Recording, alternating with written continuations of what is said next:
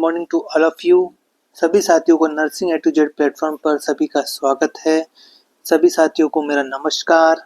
और जैसा कि हम हमारी पी.आर. यादव की MSN सब्जेक्ट को कवर कर रहे हैं, इसके जितने भी पी.आर. यादव में क्वेश्चन दे रखे हैं वो हम कंप्लीट करते जा रहे हैं। हमारी बहुत सारी क्लास ये nursing A to Z platform पर डल चुकी है। आप सभी इन क्लासेस को देखिए और साथ ही साथ मैंने थ्योरी भी पढ़ाई है, उसको भी आप देखिए। आज हम करने जा रहे हैं मेडिकल मैनेजमेंट ऑफ MI के क्वेश्चन आंसर, जो कि दे रखे हैं हमारे पी.आर. यादव की बुक्स में। तो देखिए हम सॉल्व कर रहे हैं 5th addition of PR. Yadav का। तो देखिए मेडिकल मैनेजमेंट, देखिए हमारा क्या होता है मेडिकल मैनेजमेंट। तो सबसे पहले होता है कि हम नॉर्मली जैसे हमारी लाइफ स्टाइल मॉडिफिकेशन करके हम उसको सुधार करें। लाइफ स्टाइल मॉडिफिकेशन, ठीक है। लाइफ स्टाइल मॉडिफिकेशन में जैसे क्या आ जाएगा, देखिए जैसे मेंटेन करें हम वेट को, मेंटेन वेट, ठीक है, मेंटेन वेट करें, रेगुलर एक्सरसाइज करें, रेगुलर एक्सरसाइज करें और स्टॉप करें अल्कोहल को, अल्कोहल और क्या होते हैं टबैको प्रोडक्ट्स जो होते हैं हमारे, और स्मोकिंग। ये सब क्या आ जाएंगे हमारी लाइफ स्टाइल मॉडिफिकेशन। नेक्स्ट हमारा आता है डाइटरी। डाइटरी में हम क्या लेते हैं, डाइटरी में हम लेते हैं लो सोडियम, सोडियम की मात्रा लो, लो फैट लेते हैं, लो फैट डाइट, और हाई फाइबर डाइट लेते हैं, हाई फाइबर डाइट, ठीक है। नेक्स्ट जैसे फार्माकोलॉजिकल मैनेजमेंट आता है, जो हम इसमें पढ़ेंगे। फार्माकोलॉजी में बहुत सारी दवाइयाँ आती है, जैसे मैंने पहले भी आपको बता चुका हूँ, थ्रोम्बोलाइटिक, थ्रोम्बस को तोड़ने में काम आएगी थ्रोम्बोलाइटिक। जैसे इसमें आता है स्ट्रेप्टोकाइनेज, स्ट्रेप्टोकाइनेज, ठीक है। नेक्स्ट जो हमारी आती है एंटीकोगुलेंट्स आते हैं, एंटीकोगुलेंट्स आते हैं। थर्ड आ जाती है एंटी प्लेटलेट्स आती हैं। नेक्स्ट आ जाती है ACE इनहिबिटर्स आते हैं हमारे। ये सब हम पिछली प्रीवियस क्लासेस में पढ़ चुके हैं इनके बारे में। और हमारी 5वें नंबर पे आती है डायूरेटिक्स, ठीक है, जो क्या करती है यूरिन आउटपुट बढ़ाती है। तो यहाँ तक हम देखते हैं। अब जैसे जैसे हम क्वेश्चन में पढ़ेंगे वैसे वैसे मैं आपको बताता जाऊंगा।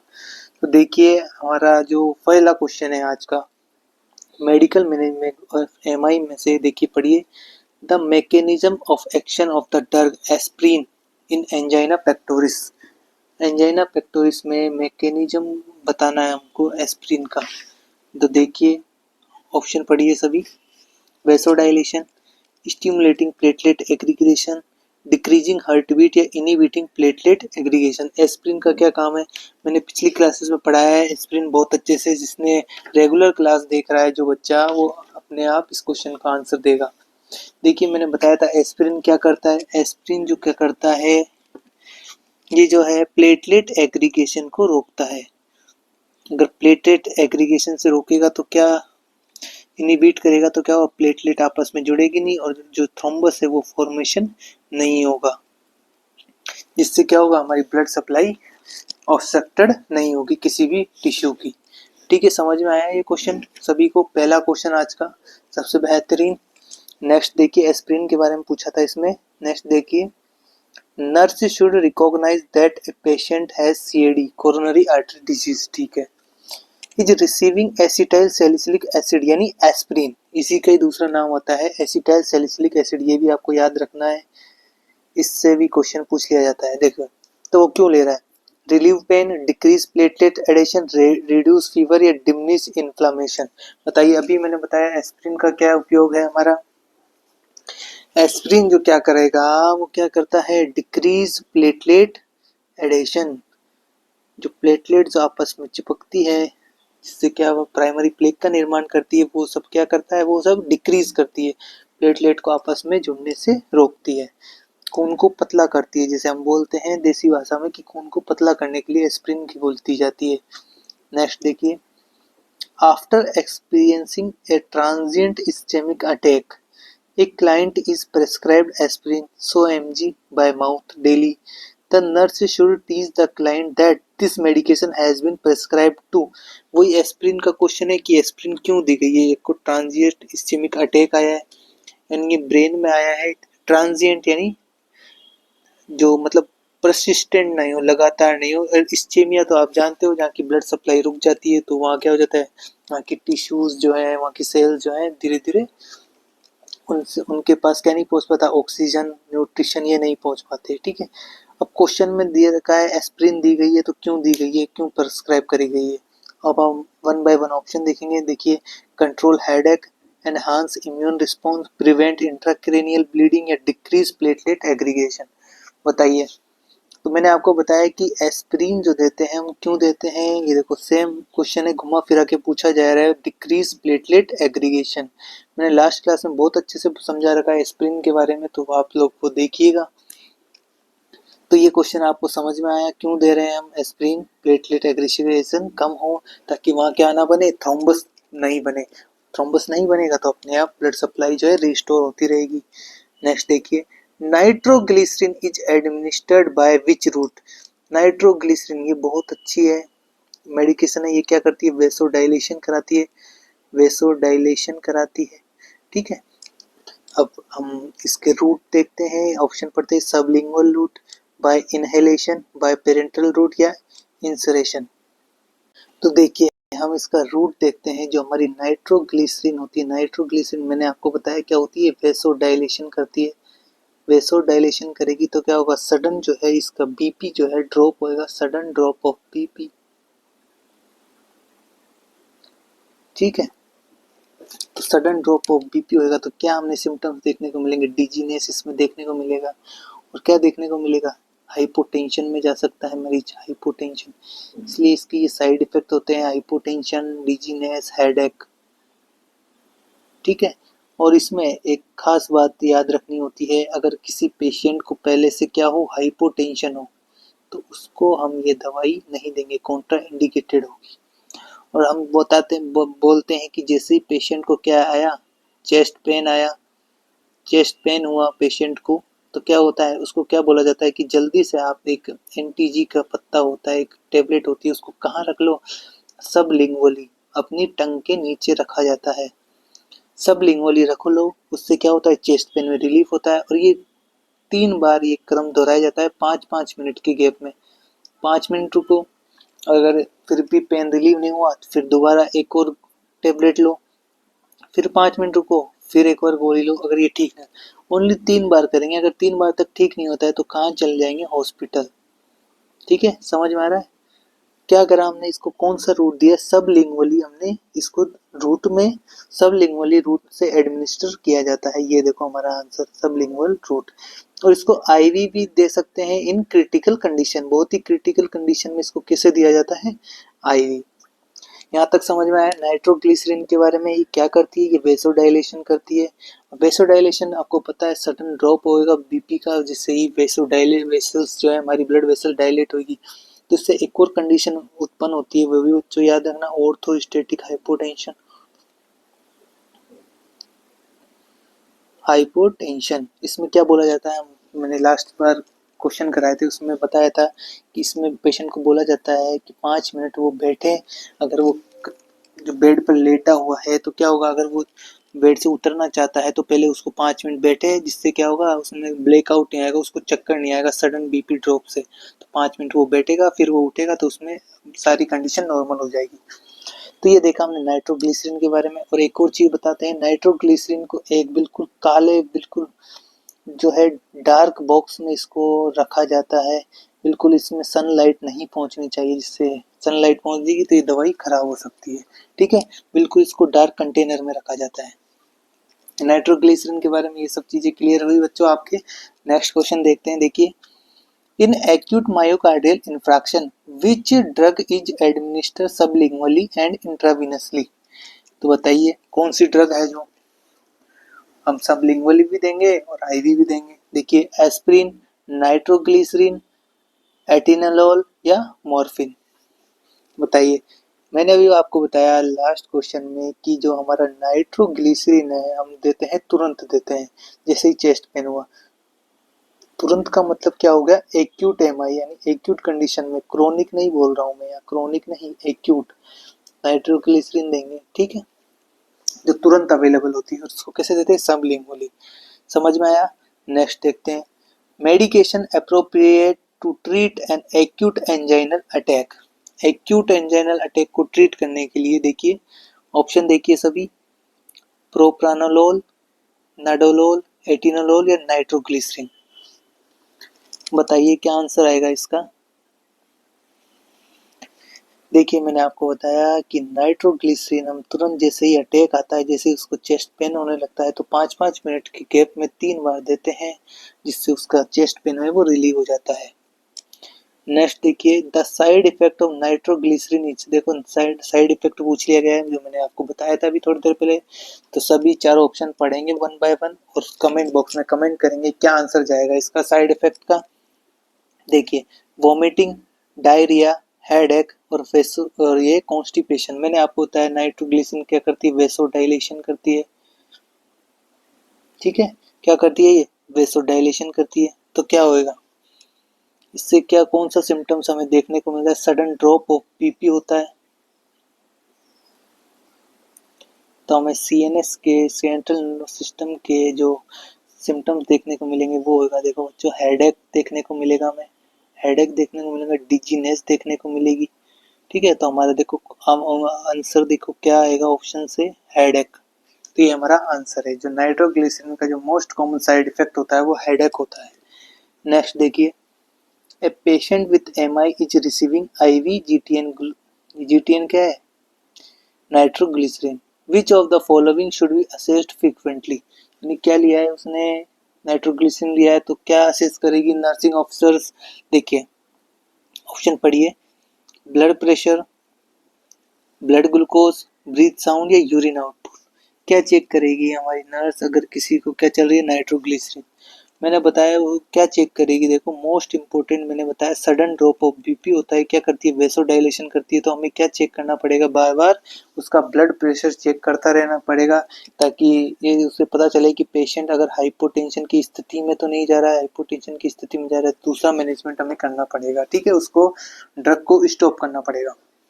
नेक्स्ट देखिए question, the nurse informs a patient with angina that some common side effects of nitroglycerin are। हमें क्या पूछा गया है, डायरेक्ट नाइट्रोग्लिसरीन के कॉमन साइड इफेक्ट्स पूछे गए हैं। देखिए ऑप्शन पढ़िए सब, flashing, bradycardia and muscle weakness, dizziness, headache and hypotension, flashing, vertigo, seizures, palpitation, hypertension and tachycardia. बता दीजिए एंटी-जी के नाइट्रोग्लिसरीन के साइड इफेक्ट्स कौन कौन से होते हैं। अभी मैंने आपको बताया कि क्या क्या पाया जाएगा, इसके साइड इफेक्ट होंगे। देखो ये क्या करेगा, वेसोडाइलेटर है तो लोवरिंग ऑफ का करेगा, बीपी करेगा, बीपी क्या हो जाएगा हमारा, कम हो जाएगा, यानी कि इसको क्या बोलते हैं, हाइपोटेंशन बोला जाता है, हाइपोटेंशन बोला जाता है। और क्या करेगा, और मैंने बताया डिजीनेस होएगा, डिजीनेस होएगा, और क्या होगा, हेडेक होगा। तो देखो कौन सा ऑप्शन है जो हमारा मैच खा रहा है, देखो ऑप्शन बी जो है हमारा बिल्कुल परफेक्ट है। जो नाइट्रोग्लिसरीन का साइड इफेक्ट होगा वो क्या होगा, डिजीनेस, हेडेक और हाइपोटेंशन। नेक्स्ट देखिए, when teaching a client about nitroglycerin therapies nurse should include importance of. क्या चीज बताएगी वो, नर्स बता रही है, टीच कर रही है नाइट्रोग्लिसरीन के बारे में, तो क्या इंपॉर्टेंट जो मैसेज देगी उसको। देखिए वन बाय वन ऑप्शन पढ़िए, limiting number of medicines to fix athlete per day. रुको एक मिनट,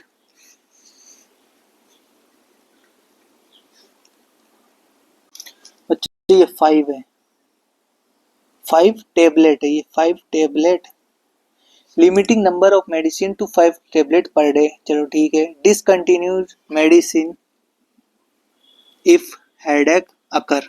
ठीक है, फिर ये क्या है, मेडिसिन, ये बच्चों मेडिसिन लिखा हुआ है, medicine stored in dark container, या इंक्रीज है, इंक्रीज टेबलेट इफ डिजीनेस अकर, वो है ये अकर। बताइए कौन सा होगा ऑप्शन। हमने नाइट्रोग्लिसरीन थेरेपी के बारे में समझा रहे हैं तो कौन सा ऑप्शन हमारा यहाँ इम्पोर्टेंट है। तो मैंने आपको बताया है कि मेडिसिन को है ये स्टोर करा जाता है डार्क कंटेनर में, इसको स्टोर करते हैं बच्चों डार्क कंटेनर में। तो हमारा ऑप्शन क्या जाएगा, सी। सी क्या है, बिल्कुल करेक्ट आंसर है। इसमें बोला गया discontinue medicine if headache occurs. Limiting, ये क्या है, सब इसके साइड इफेक्ट्स हैं। वो 5 नहीं लेनी है, मैंने आपको बताया था 3 लेनी है ज़्यादा से ज़्यादा। इंक्रीज टेबलेट इफ डिजीनेस अकर, ये भी नहीं करेंगे क्योंकि डिजीनेस होती है, ऐसे थोड़ी है कि हम उसकी जो डोज बढ़ा देंगे। ये सब क्या है, इसके नॉर्मल साइड इफेक्ट हैं, ये सब आते हैं। जो मोस्ट इम्पोर्टेंट बात है इन चारों ऑप्शन में से जो नर्स बताएगी जो पेशेंट को, वो है कि medicine store in dark container. Next देखिए, एक client with angina shows the nurse her nitroglycerin that she is carrying in a plastic bag. ये देखिए be a plastic bag in her pocket. The nurse instruct the client that nitroglycerin should be kept in the refrigerator, in a cool moist place, in a dark container to a shield from light, in a plastic bag where it is readily to available। देखिए अभी मैंने बताया कि किसको रखते हैं, इसको dark container में रखते हैं, डार्क कंटेनर। और उसने पेशेंट ने देखो कहाँ रख रखा है, carrying in a plastic bag in her pocket, अपनी पॉकेट में रख रखा है प्लास्टिक के बैग में। तो ये सरासर गलत है, इसको कहाँ रखना चाहिए, in a dark container to a shield from light, यानी लाइट से बचा के रखना चाहिए एक डार्क कंटेनर के अंदर। तो हमारा सही आंसर जो जाएगा क्या जाएगा, ऑप्शन नंबर सी। नेक्स्ट देखिए, the client admitted with angina is given prescription for nitroglycerin, the client should be instructed to देखिए ऑप्शन देखिए इसके, replenish his supply every 3 months, take over 15 minutes if pain occur, leave the medication in brown bottle, crush the medication and take with water। तो nurse client को क्या instruct करेगी, देखो ये replace supply every 3 month में होता है बच्चों, ये 6 मंथ में होता है। और ये देखा टेक 1 एवरी 15 मिनट में नहीं होता, मैंने बताया था 5 मिनट बाद ही लेनी होती है। तो मैंने इतनी देर से हमने पिछले क्वेश्चन में डिस्कस करा कि इसको कहाँ रखते हैं, डार्क कंटेनर में रखते हैं, एक ब्राउन बोतल यानी डार्क एरिया है ये, तो इसमें इसको रखा जाएगा।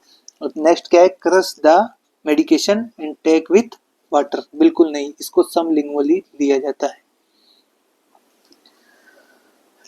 ठीक है, ये समझ में आया क्वेश्चन आपको, क्वेश्चन को घुमा फिरा के आपसे पूछा जा रहा है। नेक्स्ट देखिए, most serious adverse effect seen with the statins are. Statins क्या होता है बच्चों, एंटी लिपिडेमिक ड्रग्स होती है, जो क्या करती है, जो हमारे बॉडी में लिपिड का लेवल होता है वो उसको क्या करती है, कम करती है। तो उसका एक साइड इफेक्ट पूछा गया है, मोस्ट कॉमन साइड इफेक्ट पूछा गया है। देखिए, रेब्डोमाइलोसिस, जीआईटी डिस्टर्बेंस, हाइपोग्लाइसीमिया या हाइपोथायरॉयडिज्म। तो इसका क्या साइड इफेक्ट होएगा, देखो बच्चों, इसका साइड इफेक्ट होएगा रेब्डोमाइलोसिस। देखो बच्चों ये क्या होता है, रेब्डोमाइलाइसिस, ये क्या होता है, एक सीवियर मसल डैमेज होती है, severe muscle damage, severe muscle damage which lead to kidney disease. ये क्या करती है, लीड करती है आगे चल के, क्या हो जाएगा, which lead to kidney disease. यानी नॉर्मल शब्दों में देखा जाए तो मसल में क्या होता है, मसल पेन, मसल पेन को क्या बोला जाता है, रेब्डोमाइलाइसिस। इसमें ठीक है, ये मसल पेन को बोला जाता है। और कुछ सिम्टम्स देखने को मिलेंगे, वो भी आप देख सकते हैं, जैसे इसमें हेडेक देखने को मिलेगा, ठीक है, हेडेक देखने को मिलेगा। और इसमें देखो हेडेक तो देखने को मिलेगा, साथ में डाइजेस्टिव प्रॉब्लम्स कुछ हो सकती है, डाइजेस्टिव प्रॉब्लम्स हो सकती है। तो ये समझ में आया, रेब्डोमाइलिसिस किसका most common serious adverse effect है, यह है स्टेटिन्स का। हमारा ऑप्शन जाएगा करेक्ट ए। नेक्स्ट देखिए आप, जो आपको मैं बता दूं, ये जो होते हैं इसकी कौन कौन से और दवाइयाँ जो होती है, एटोरवास्टेटिन, और कौन सी होती है, प्रावास्टेटिन, ये इनके मेडिसिन के नाम है। लोवास्टेटिन ये सब होता है। ये क्या होता है कि ये है ना कि किडनी को कैसे इफेक्ट करता है। किडनी को करता है जो रीनल ट्यूबुल्स जो होती है उनमें इनके जो बायो प्रोडक्ट्स जो होते हैं इन मेडिसिन के क्या होते हैं बायो प्रोडक्ट्स, वो जाकर क्या होते हैं इसमें फंस जाते हैं बायो प्रोडक्ट्स, तो जिससे क्या ऑब्स्ट्रक्शन करते हैं और ये क्या करते हैं एक्यूमुलेट होके जो एक्यूट रीनल फेलियर का कारण बनते हैं। ठीक है, ये समझ में आया कैसे रीनल को ये अफेक्ट कर रहा है। और ये क्या करती है, लिपिड को लोअर करने के लिए हमारी बॉडी में काम में ली जाती है। नेक्स्ट देखिए, which organ require extra monitoring when patient is undergoing lipid lowering, ये बच्चे लोअरिंग है, लिपिड लोअरिंग थेरेपी, यानी वही क्या चल रही है उसको स्टेटिंस चल रही है पेशेंट को। देखिए किडनी, ब्रेन, लीवर या पेनक्रियास, तीनों में से बताइए आप कौन सा होगा। Which patient is undergoing lipid lowering therapy, which organ extra उस पर ध्यान दिया जाएगा, एक्स्ट्रा मॉनिटरिंग। देखो बच्चों, तो इस पे हमारा जो ऑप्शन है वो क्या आ जाएगा, लीवर। जो बच्चों liver enzyme are also increase during statin therapy, so monitor the liver closely. जब स्टेटिन की थेरेपी चलती है तो लीवर एंजाइम जो होते हैं वो इंक्रीज हो जाते हैं, इसलिए लीवर को जो वो हम देखेंगे, लीवर को मॉनिटर करेंगे किसमें, स्टेटिन थेरेपी जब चलेगी, हमारी एंटीलिपिडेमिक ड्रग्स चलेगी। नेक्स्ट देखिए, one of the following drugs is used to lower blood cholesterol, lower blood cholesterol को कम करने के लिए कौन सी ड्रग्स यूज में लेके जाती है। देखिए डिल्टेजेम, प्रोप्रानालोल, फ्यूरासेमाइड या एटोरवास्टेटिन। यह वी है बच्चों, एटोरवास्टेटिन, बताइए। देखो ये क्या है, डिल्टेजम, ये एक कैल्शियम चैनल ब्लॉकर है, यह है कैल्शियम चैनल ब्लॉकर। ये क्या करती है, इसे ट्रीट करती है, टू ट्रीट हाई बीपी को ट्रीट करने में काम आती है। ठीक है, और ये क्या है हमारे पास प्रोपेनालोल है, ये क्या है एक प्रकार का बीटा ब्लॉकर है, ये भी क्या करती है, ट्रीट करती है हाई बीपी को। फ्यूरासेमाइड आपको पता है एक प्रकार का क्या है, ये डायूरेटिक्स है, जो क्या करती है, इंक्रीज करती है यूरिन आउटपुट को, और क्या करती है, बीपी को कैसे करती है, लो करती है, लो लाती है। और हमने बताया एटोरवास्टेटिन, ये क्या है, यही तो है एंटीलिपिडेमिक ड्रग, जो क्या करती है, ब्लड कोलेस्ट्रॉल के लेवल को कम करती है। नेक्स्ट क्वेश्चन देखेंगे, in myocardial infarction thrombolytic agents like tissue plasminogen activator. मैंने आपको बता रखा है पिछली क्लास में थ्रोम्बोलाइटिक एजेंट कौन कौन से होते हैं, जैसे स्ट्रेप्टोकाइनेस अभी स्टार्टिंग में बताया था, आर गिवन टू क्यों दिया जाएगा। देखिए, prevent fibrinogen from adhering to platelets या improve oxygen supply and dissolve thrombus, re-establishing blood flow by dislocking thrombus या decrease ventricular irritability.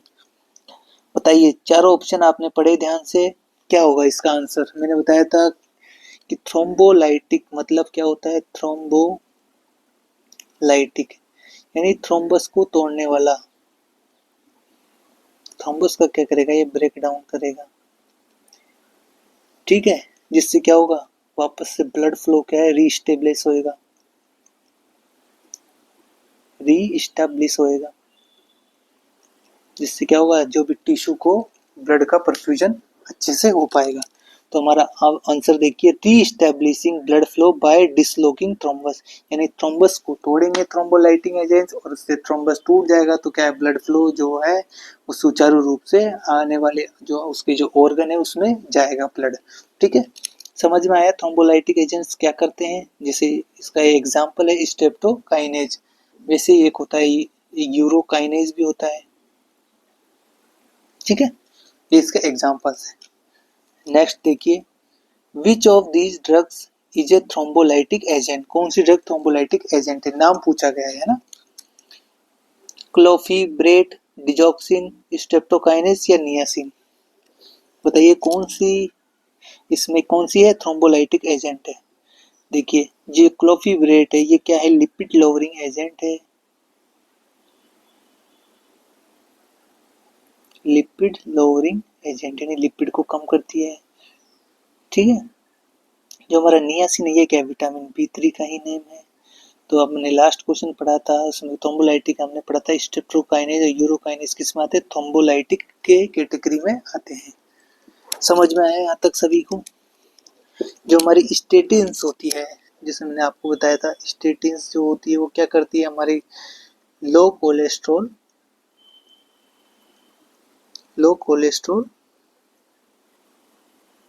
Level, cholesterol level को लो करती है ना हमारे ब्लड में। और एस्पिरिन जो मैंने आपको बताया था, एस्पिरिन ये क्या करती है, प्रिवेंट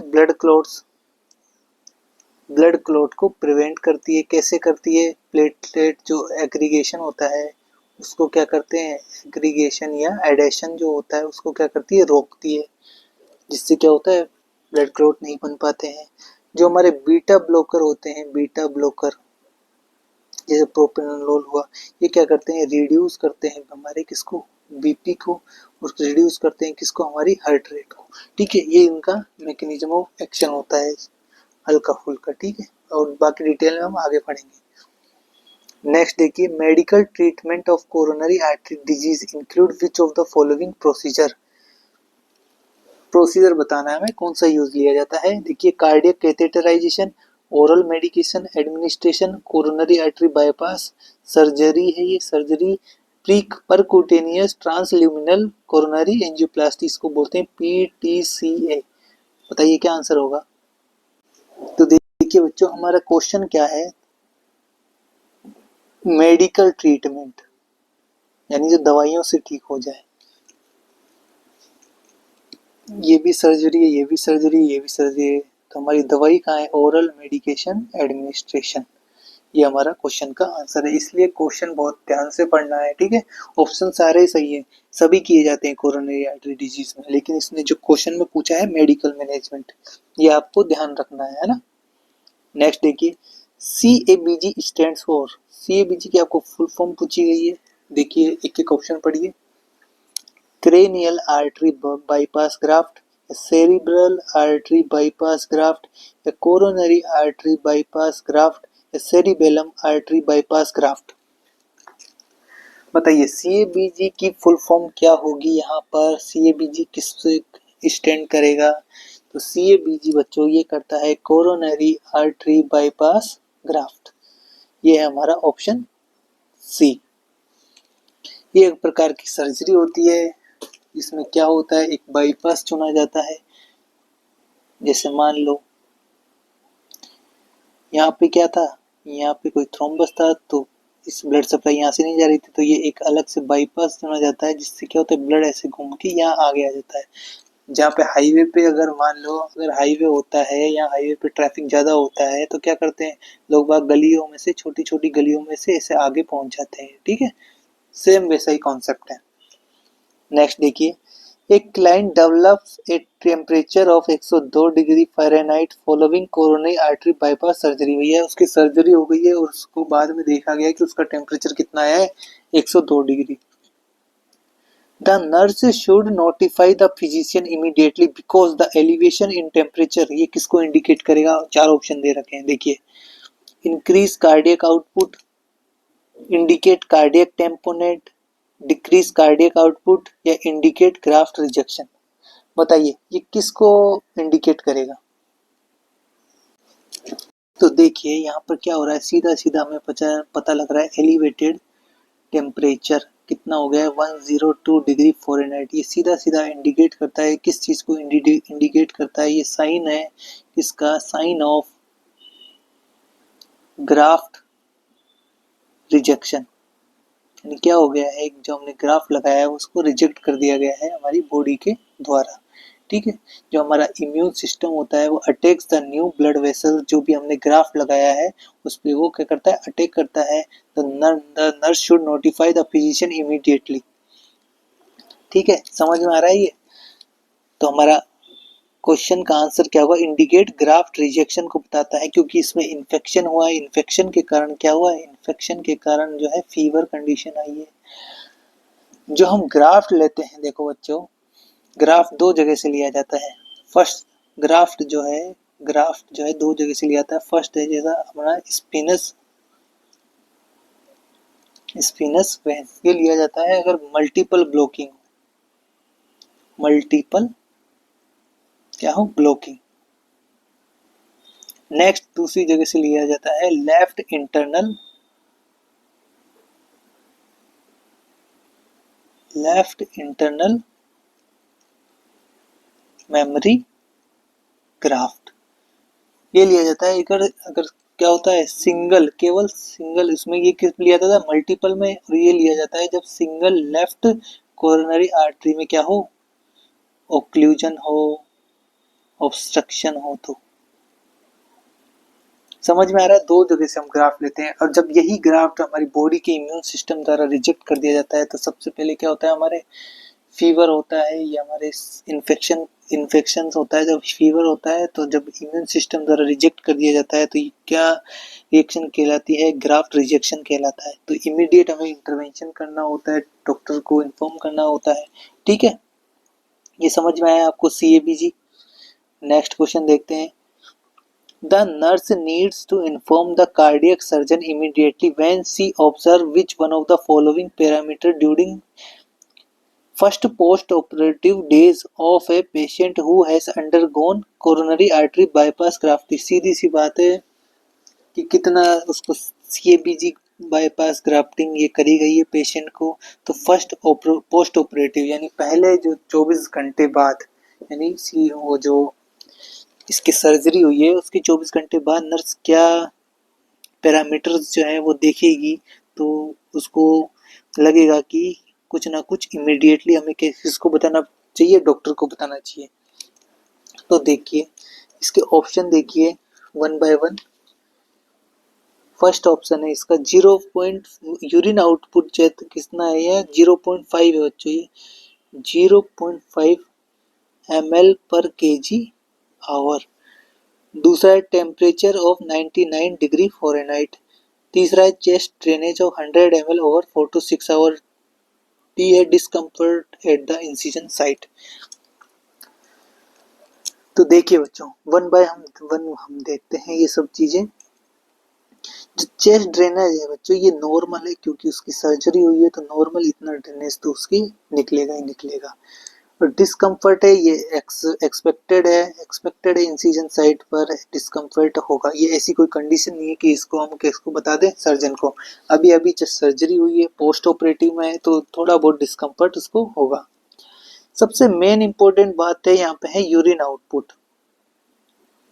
यूरिन आउटपुट बच्चों जो नॉर्मली जो होता है, जो हमारा होता है 1.5 ml पर kg हावर होता है, इसमें कितना आ रहा है 0.5 ml से भी कम आ रहा है। तो ये बच्चों एक रिस्क का काम है। इसका मतलब क्या है, देखो यूरिन आउटपुट क्या हो रहा है, सोचो यूरिन आउटपुट कम हो रहा है, यूरिन आउटपुट कम हो रहा है, इससे मतलब क्या है रीनल परफ्यूजन क्या हो रहा है, जो हमारी किडनी को जो ब्लड जा रहा है वो क्या हो रहा है, कम हो रहा है। ये बहुत दिक्कत की बात है, प्रॉब्लम की बात है। मतलब क्या है ग्राफ्ट में कुछ ना कुछ गड़बड़ है, इसलिए क्या होता है परफ्यूजन कम जा रहा है रीनल को, हमारी किडनीज को, जिससे कम फिल्ट्रेट हो रहा है। इसलिए जो हमारा जो ऑप्शन है यहाँ चारों ऑप्शन में से जो इम्पोर्टेंट ऑप्शन है वो क्या है, यूरिन आउटपुट 0.5। ये जो हमारा है जो ऑप्शन है इसके लिए हमें क्या करना पड़ेगा, जो फिजिशियन है उसको क्या करना पड़ेगा, इमीडिएट बताना पड़ेगा। समझ में आया। यूरिन आउटपुट जो है नॉर्मल 1.5 ml पर kg हो रहा है, अगर ये कम आ रहा है तो मतलब समझ में रहे हो आप रीनल को परफ्यूजन कम हो रहा है। नेक्स्ट देखें, the nurse is administering a calcium channel blocker. ठीक है, calcium channel blocker to the client diagnosis with a myocardial infarction, which assessment data would cause the nurse to question administering the medication। यानी calcium channel broker दिया जा रहा है। ठीक है, अब कैल्शियम चैनल ब्रोकर के बारे में आपको पता होना चाहिए ताकि आप इन ऑप्शन में से अपना सही आंसर ढूंढ सके। तो देखिए वन बाय वन ऑप्शन देखते हैं हम। Client's apical pulse is 64। Okay, client calcium level is elevated है बच्चों, ये एलिवेटेड। और ये क्लाइंट टेलीमेट्री शोज, यह telemetry shows occasional PVCs. Client blood pressure is 90/60। देखिए मैंने आपको बताया कि कैल्शियम चैनल ब्रोकर जो होते हैं हमारे,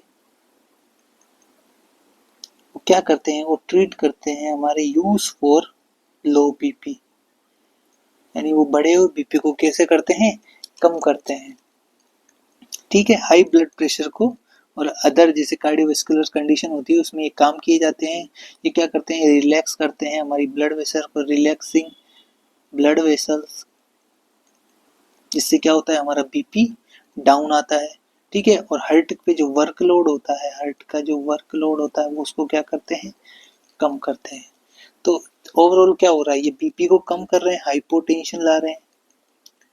तो जब किसी पेशेंट को पहले से ही क्या होगा, हाइपोटेंशन होगा, तो उसको क्या ये कैल्शियम चैनल ब्रोकर दिया जाएगा क्या, उसको नहीं दिया जाएगा।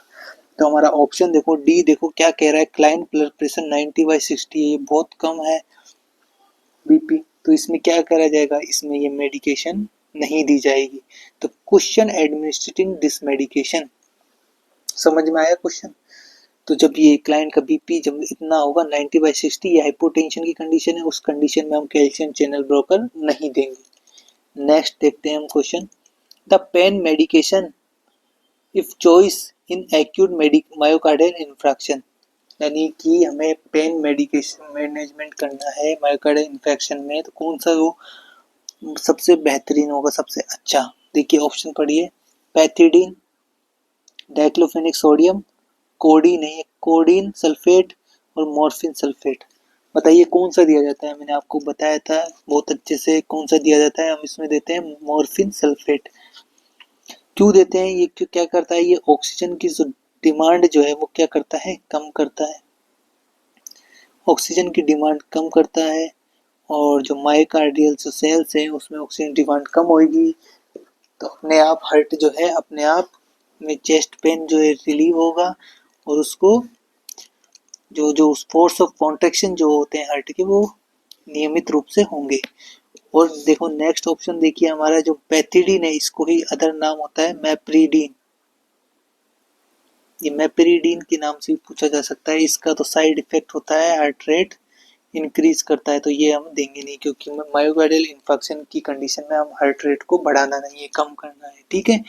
और डाइक्लोफेनिक सोडियम ये कॉन्ट्रा इंडिकेटेड होती है, समझ में आ रहा है। तो नेक्स्ट देखिए, हम हमारा क्वेश्चन का आंसर सबको पता चला, क्या देंगे हम, मॉर्फिन सल्फेट। सबसे पहले हम ऑक्सीजन देते हैं, उसके बाद हम क्या देते हैं, मॉर्फिन सल्फेट।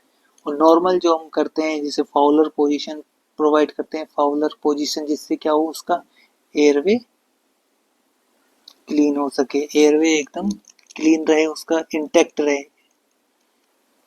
फिर सेकंड नंबर पे ABC ब्रीथिंग देखते हैं, और तीसरा सर्कुलेशन देखा जाता है, ठीक है, समझ में आ रहा है। नेक्स्ट देखिए, a 47-year-old male is admitted with an acute myocardial infection, ठीक है, he is cold and clamps and has severe substernal chest pain and dyspnea. Which of the following intervention nurse will implement on a priorities base?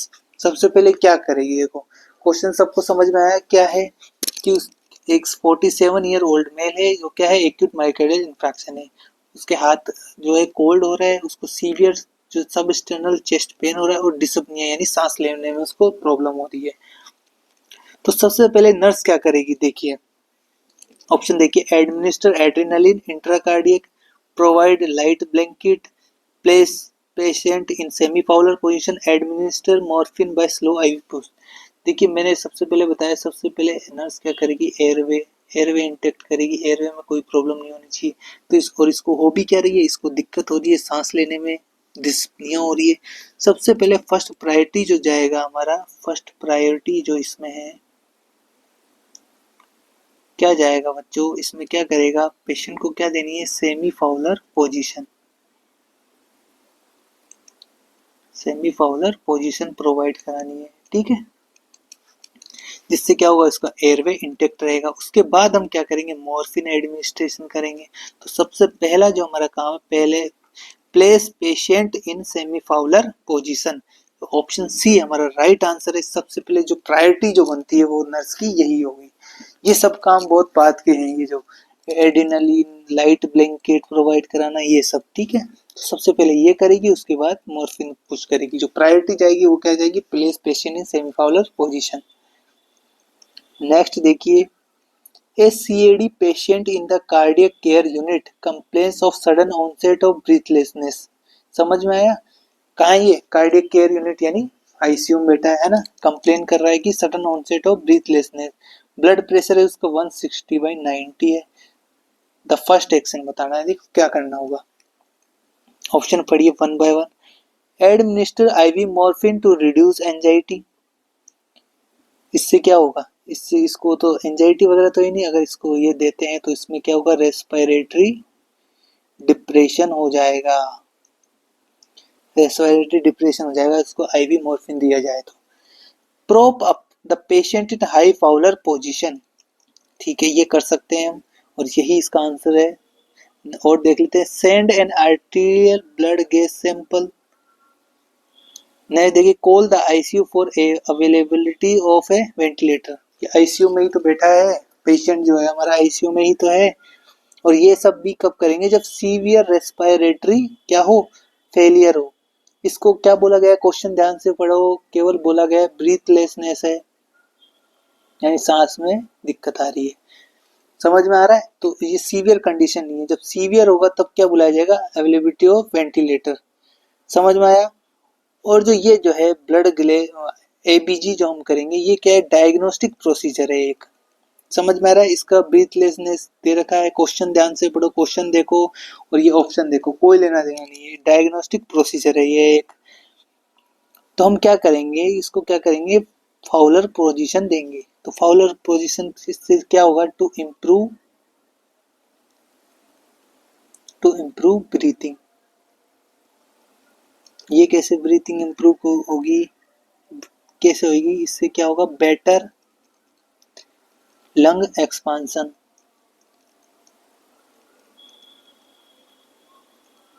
ठीक है, and reduce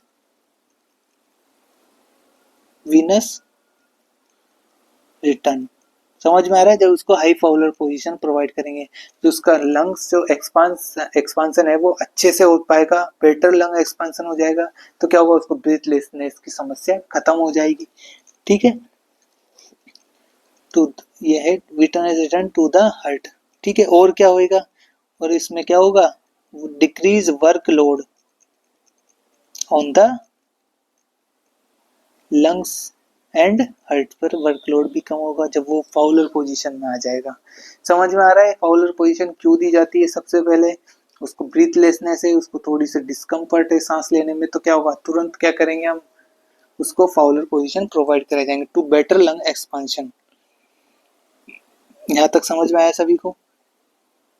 next question हम देखते हैं। A non admitted cardiac patient develop dyspnoea, वही सांस की problem है। What should the attending nurse do first before other activities? सबसे पहले क्या करेगी वो? और फालतू की एक्टिविटीज करने के बजाय सबसे पहले क्या करेगी वो? देखिए, remove pillows from under the head, keep the patient in left side position, elevate the foot end of bed, keep the patient in propped up position. Propped up यानी वही फाउलर पोजीशन। तो मैंने आपको लास्ट क्लास में बहुत अच्छे से समझाया फाउलर पोजीशन के क्या क्या फायदे हैं। तो इसलिए इसको डेवलप हो रहा है डिस्पनिया, इसको कम करने के लिए नर्स तुरंत क्या करे? Keep the patient in propped up position. हमारा ऑप्शन जाएगा डी। समझ में आ रहा है सभी को अच्छे से? क्यों हम दे रहे हैं ये फाउलर पोजीशन? क्योंकि जो भी रेस्पिरेटरी प्रॉब्लम्स जो होती है डिस्पनिया का, इसको डेवलप हो रहा है, तो ये सब कैसे ठीक होगा? जब इसको फाउलर पोजीशन हम देंगे। एक जो मैं क्लास लेके आऊँगा, सब पूरी पोजीशंस के बारे में लेके आऊँगा, जितनी भी हमारी पोजीशन है उन सब के बारे में, कौन सी कब दी जाती है, ठीक है। नेक्स्ट देखते हैं हम। Which activity is suitable for a client who suffered ये नहीं है, uncomplicated myocardial infarction 2 day ago, 2 दिन हुए हैं जिसको अनकॉम्प्लिकेटेड, यानी अनकॉम्प्लिकेटेड यानी जटिल नहीं है, मतलब नॉर्मल सा एमआई हुआ है, ज्यादा कुछ तकलीफ नहीं आई है, उस 2 दिन हुए हैं, ठीक है। तो उसको क्या एक्टिविटी सूटेबल रहेगी उसके लिए? तो देखिए वन बाय वन हम ऑप्शन देखते हैं। Sitting in the bed side chair for 15 minutes 3 times a day, यानी बेड साइड यानी बेड के पास जो उसके पास चेयर रखी हुई है उसके ऊपर 15 मिनट के 3 टाइम बैठे वो दिन में 15 मिनट, ठीक है। Remaining on strict bed rest with bed side commode privilege, यानी उसको बाथरूम के पास उसका बेड हो बढ़िया और स्ट्रिक्ट बेड रेस्ट करवाओ उसको, ठीक है। तो ये तो बच्चों सही नहीं है, क्योंकि उसको क्या है, अनकॉम्प्लिकेटेड एमआई आया है, इतना ज़्यादा एमआई नहीं आया है कि उसको बिल्कुल ही बेड रेस्ट कर दे। इससे क्या होता है, अदर समस्या हो जाएगी, हमारी डीवीटी होती है, डीप वेन थ्रोम्बोसिस की शिकायत हो सकती है, अगर कोई भी मूवमेंट नहीं होता है, मोबिलिटी नहीं होती है पेशेंट के अंदर। नेक्स्ट देखिए, ambulating in the room and hall as tolerated, ठीक है। ये जो सलाह हम देंगे, अगर ये एम्बुलेट करेगा यानी चलेगा फिरेगा रूम में हॉल में, तो क्या होगा, ये क्या है, थक जाएगा, टायर्डनेस आ जाएगी इसमें। और ये सलाह हम बाद में देंगे, बाद में दी जाती है ये सलाह, ठीक है, 2 दिन में नहीं दी जाती है, ठीक है। नेक्स्ट ऑप्शन देखिए, sitting on the bed side for 5 minute 3 times a day with assistance, यानी उसको असिस्टेंट के साथ 5 मिनट बैठे वो बेड साइड किसी चेयर पे। तो देखो मैंने आपको बताया, क्वेश्चन देखो ध्यान से पढ़ो, अनकॉम्प्लिकेटेड है, इतने कोई दिक्कत नहीं आई है उसमें एमआई में, तो उसको असिस्टेंस की जरूरत नहीं होनी चाहिए। जो हमारा क्वेश्चन का आंसर जाएगा वो एकदम सटीक जाएगा, ये है sitting in the bed side chair for 15 minutes 3 times a day, दिन में 3 बार वो जो अपने बेड के साइड में जो चेयर है वहां पर बैठे, ये बिल्कुल सूटेबल आंसर है, ठीक है। समझ में आ रहा है सभी को। और ये क्वेश्चन क्या है कि हमारे पीआर यादव में उसका ऑप्शन जो है वहां पर ये डी दे रखा है, पर ये नहीं होगा बच्चों, इसका ऑप्शन आंसर जो है ए होगा, ठीक है। ये मैंने चारों ऑप्शन आपको क्लियरली समझा दिए हैं, क्वेश्चन ध्यान से पढ़ना है, इसलिए अनकॉम्प्लिकेटेड एमआई बोल रहा है वो, ठीक है। नेक्स्ट देखते जाइए, 1 week following a myocardial infarction a patient complains to the nurse of fatigue, ठीक है। The nurse notes that he is slightly short of breath, यानी सांस लेने में दिक्कत हो रही है थोड़ी बहुत, and his pulse rate is 110 beat per minute. Which one of the following action by the nurse is best? देखो इसमें क्या क्या देखने को मिला, फैटिक है,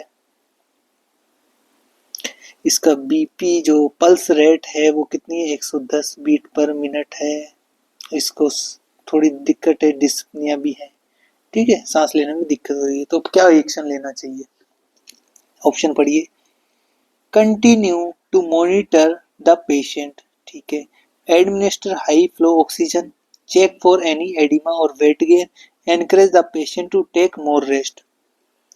बताइए, बहुत ही अच्छा क्वेश्चन है ये, क्या आंसर जाएगा इसका, क्या चेक करेगी नर्स, क्या प्रायोरिटी रहेगी इसमें।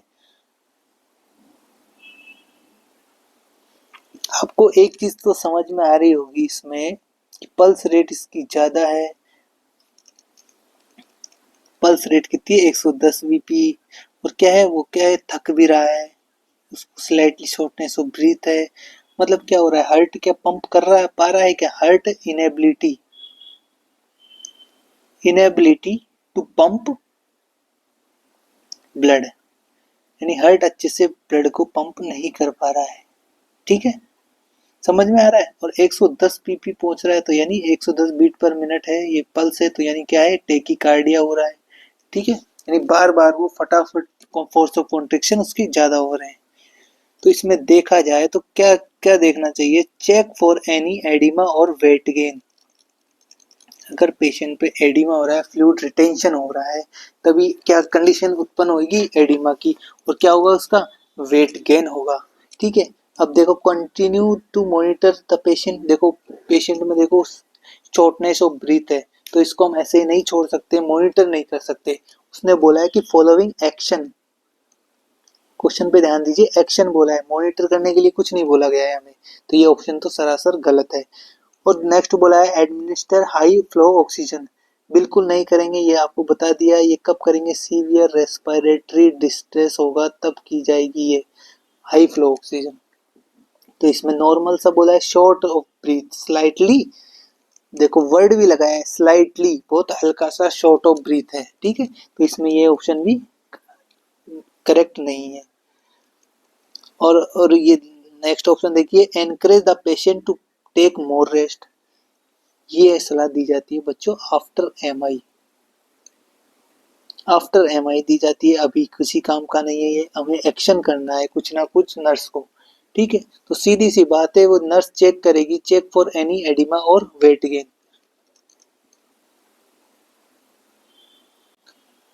यहाँ तक समझ में आया। नेक्स्ट क्वेश्चन देखेंगे, देखिए पोस्ट मायोकार्डियल इंफ्राक्शन, ठीक है, patient if complains of chest pain increasing with deep breath. ध्यान से पढ़ना क्वेश्चन, क्या कंप्लेन कर रहा है वो कि चेस्ट पेन हो रहा है, कब हो रहा है मुझे, जब मैं क्या कर रहा हूँ, डीप ब्रीथ कर रहा हूँ, ठीक है। तो विच नर्सिंग एक्शन इज अप्रोप्रिएट, देखिए obtain vital signs and oscillate for pericardial friction rub, obtain 12 lead ECG and inform physician immediately, give high flow oxygen या give SOS analgesic and observe 30 minutes। देखिए उसका कारण, देखिए क्या बोल रहा है, पहले क्वेश्चन ध्यान से समझिए। इंक्रीजिंग कब बढ़ रहा है, जब बीपी क्या हो रहा है, डीप ब्रीथ ले रहा है। तो बच्चों डीप ब्रीथ जब लेगा तो उसका जो पेरिकार्डियल जो होती है, पेरिकार्डियल वो क्या होगी, एक्सपांड होगी ज़्यादा, तो क्या होगा, फ्रिक्शन लगेगा। फ्रिक्शन होगा कि नहीं होगा, जितना ड्रिप लेगा उतना फ्रिक्शन लगेगा। तो एक हमारी जो कंडीशन होती है पेरिकार्डाइटिस, पेरिकार्डाइटिस में ये हमें देखने को मिलता है जब पेशेंट जो है डीप ब्रीथ करता है तो क्या होता है, उसके चेस्ट पेन होता है। तो नर्स क्या करेगी इसमें, उसके वाइटल साइन लेगी and auscultate for pericardial friction रब। ये हमारी क्या है, एक डिजीज कंडीशन होती है पेरिकार्डियल फ्रिक्शन रब। तो क्या करेगी वो, पहले वाइटल साइंस लेगी और क्या करेगी, ऑस्कल्टेट करेगी पेरिकार्डियल फ्रिक्शन रब। ये ईसीजी लेने का कोई मतलब नहीं है क्योंकि इसको पोस्ट मायोकार्डियल इंफ्राक्शन सीधा सीधा दे रखा है क्वेश्चन में। जो क्वेश्चन में पेशेंट कंप्लेन जो कर रहा है उसके बारे में ध्यान दीजिए, ठीक है। ऑक्सीजन फ्लो भी नहीं देंगे और ये एनाल्जेसिक और ऑब्जर्व 30 मिनट्स, इस सब का कोई ऑर्डर मिला नहीं है नर्स को, तो जो ये दे देगी अपनी मर्जी से, ठीक है। तो क्वेश्चन को ध्यान से पढ़ना चाहिए, ठीक है। नेक्स्ट क्वेश्चन देखिए, rest is needed in patient with coronary artery disease to. Rest क्यों जरूरत होती है कोरोनरी आर्टरी डिजीज के पेशेंट्स में, देखिए करेक्ट एरिथमियास को, reduce oxygen requirement of the body, reduce the size of the heart, reduce the tendency of for insomnia। बताइए, जैसे ही देखो बच्चों रिड्यूस ऑक्सीजन रिक्वायरमेंट, जैसे जब बच्चों रेस्ट में होता है हमारी बॉडी, जब हम स्लीपिंग कंडीशन में होते हैं तो क्या होता है, हमारी जो ऑक्सीजन सप्लाई होती है रिड्यूस हो जाती है, रिड्यूजन ऑक्सीजन की रिक्वायरमेंट होती है, रिड्यूस हो जाती है बॉडी के लिए। इसलिए कहा जाता है कोरोनरी आर्टरी डिजीज में क्या होता है, ऑब्स्ट्रक्ट हो जाती है हार्ट को ब्लड सप्लाई, होती है नहीं होती, क्यों होती है, थ्रोम्बस फॉर्मेशन के कारण। तो इसलिए पेशेंट को बोला जाता है तुम भाई रेस्ट करो, जितना रेस्ट करोगे तुम्हारी बॉडी क्या करेगी, उतनी ऑक्सीजन की रिक्वायरमेंट है वो कम होगी, जितना कम होगी तुमको रिलीफ मिलेगा कोरोनरी आर्टरी डिजीज में, हार्ट पे लोड कम पड़ेगा। समझ में आ रहा है सभी। और इन सब का कोई लेना देना नहीं, reduce the size of the heart, size का हार्ट से कोई रिलेशन नहीं है रेस्ट में, ठीक है। नेक्स्ट देखिए question, the nurse understands that purpose of bed rest following a myocardial infarction is to, purpose बताना है बेड रेस्ट का, देखिए allow regeneration of the myocardium, decrease the workload on the heart, facilitate accurate cardiac monitoring या promote a restful atmosphere। बताइए क्या होगा, rest क्यों करवा रहे हैं हम, मैंने आपको पिछले क्वेश्चन में करा बताया ताकि क्या मिले, उस पे वर्कलोड जो होता है हार्ट पे वो क्या हो, कम हो, डिक्रीज वर्कलोड हो हार्ट कर। जैसे ही वो रेस्ट करेगा तो क्या होगा, उसका जो पैरासिम्पैथेटिक सिस्टम है वो एक्टिवेट होगा, सिंपैथेटिक डीएक्टिवेट हो जाएगा।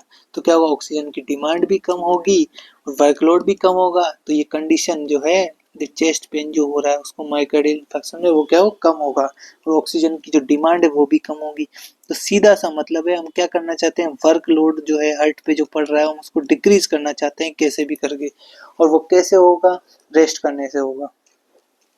नेक्स्ट क्वेश्चन देखिए, ए hypertensive patient has been admitted in a ward for observation, ठीक है। He informs the attending nurse about excruciating pain in the chest even at rest।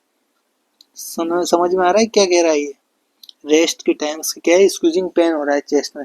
Which of the following action is necessary for the patient, ठीक है। Question पढ़ लिया सबने। Option देखिए, give ibuprofen tablet to reduce pain, advise the patient to move out for fresh air, rest to the patient and call attending doctor, inform patient that he is fine, fine not to worry. तो देखिए हमारे question में क्या बोला गया है, which of the following action is necessary, क्या action लेगी। तो देखिए मैंने बताया था ये रेस्ट में भी क्या हो रहा है, इसको चेस्ट पेन हो रहा है, तो क्या हो जाएगी, अलार्मिंग साइन है, alarming sign for myocardial infarction. ठीक है, तो अलार्मिंग साइन है, मैंने बताया था ये अनस्टेबल एंजाइना में पाया जाता है, जिसमें रेस्ट में भी क्या होता है, पेशेंट को पेन होता है। तो अब इसमें क्या करेगी नर्स, अपनी मर्जी से इबुप्रोफेन ये दे देगी, बिल्कुल नहीं देगी। Advise to patient to move out for fresh, बिल्कुल भी नहीं करना है इसको, एक तो उसके चेस्ट पेन हो रहा है और उसको बोलेंगे फ्रेश एयर में जाए, ये भी नहीं। हम उसको बोलेंगे rest to the patient and call attending doctor, बिल्कुल ये सही है। उसको क्या बोलेंगे, रेस्ट करने के लिए बोलेंगे, उसको कोई स्ट्रेस नहीं देंगे। और क्या करेंगे, कॉल अटेंडिंग, जो भी डॉक्टर उसको देख रहा है उसको कॉल किया जाएगा। और ये देखिए informing patient that he is fine not to worry, ये बिल्कुल फॉल्स एश्योरेंस नहीं देना है उसको कि वो बिल्कुल ठीक है। समझ रहे हो, हमारे क्वेश्चन का आंसर क्या जाएगा, rest to the patient and call attending doctor. समझ में आया सभी को। देखिए नेक्स्ट क्वेश्चन देख लेते हैं, आज का last question. The most appropriate diet for a patient newly diagnosed with myocardial infraction, MI के लिए डाइट बताई थी मैंने स्टार्टिंग में, सभी बच्चे जल्दी से बताएंगे इसको। Low sodium and low cholesterol, clear liquid, nothing by mouth, या जनरल एज टॉलरेटेड, बताइए सभी। देखिए मैंने बताया था जब भी एमआई होता है, हार्ट से रिलेटेड कोई भी डिजीज होती है, तो उसमें क्या करते हैं हम, लो सोडियम डाइट चलाते हैं और लो कोलेस्ट्रॉल। लो कोलेस्ट्रॉल ये क्यों कर रहे हैं, ताकि उसमें एथेरोस्क्लेरोसिस नहीं बने, प्लेक नहीं बने। तो यही डिजीज, यही तो आगे चल के क्या करती है, ब्लड वेसल्स को ब्लॉक कर देती है और ब्लड सप्लाई अब्रप्ट हो जाती है, ऑब्स्ट्रक्शन आ जाता है। तो हमारे क्वेश्चन का आंसर जो क्या आ जाएगा, सीधा सीधा ए, लो सोडियम एंड लो कोलेस्ट्रॉल। तो देखिए आज हमने मायोकार्डियल इंफ्रैक्शन से मेडिकल मैनेजमेंट के क्वेश्चन करे आज। ठीक है, आज पूरे कंप्लीट क्वेश्चन कर दें। अब नेक्स्ट हम टॉपिक चलाएंगे, वो एंजाइना से रिलेटेड होएगा। हमारी जो पीआर यादव की बुक में दे रखे हैं, इसके आगे वाला टॉपिक जो है एंजाइना, इसके क्वेश्चन हम नेक्स्ट करेंगे। और जिनको भी अगर कुछ थोड़ी बहुत समस्या भी आ रही है इसमें क्वेश्चन समझने में, वो थ्योरी वाली क्लास जरूर देखिएगा। थ्योरी क्लास में बिल्कुल सब कुछ क्लियर कर रखा है मैंने, सारी दवाइयाँ पढ़ा रखी है, मेडिकल मैनेजमेंट करा रखा है, एक एक दवाइयाँ, साइड इफेक्ट क्या क्या होते हैं। ठीक है, तो सभी बच्चे पढ़ते रहें, और क्लास सभी बच्चों को पसंद आई हो तो सभी लाइक करिएगा और क्लास को सब्सक्राइब करेगा। और जितने भी देखते हैं हमारे जो क्लासेस होती है, मैं देखता हूँ कि वो व्यूज़ तो ज़्यादा होते हैं पर कोई बच्चा क्लास को लाइक नहीं करता है। तो सभी बच्चों से विनती है कि सभी लाइक करें, जिससे हमें भी उत्साह मिलता है, प्रोत्साहन मिलता है। हम भी ज़्यादा से ज़्यादा ये वीडियो लाएंगे आपके लिए, और आप भी इन वीडियो का फ़ायदा उठा सकते हैं अपने एग्ज़ाम्स में। बहुत ही अच्छे तरीके से 5th एडिशन सॉल्यूशन किया जा रहा है पीआर यादव का, आप सभी देखें, कंटिन्यूस देखें। ठीक है, एक रेगुलर रूटीन में देखें। तो आज के लिए बच्चों इतना ही, थैंक यू।